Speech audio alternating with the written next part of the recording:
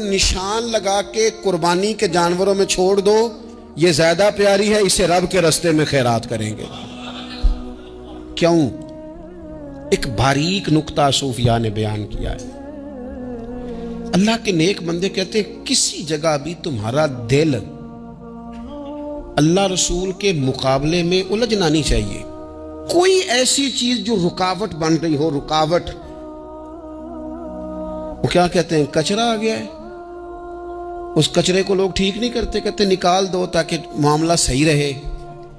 ایک چھوٹا سا باریک سا ہلکا سا دھاگے کی طرح کا ایک ٹکڑا اگر کسی وقت گوشت کا آپ کے دانت میں الجھ جائے نا، وہ سارا ذائقہ تباہ کر دیتا ہے۔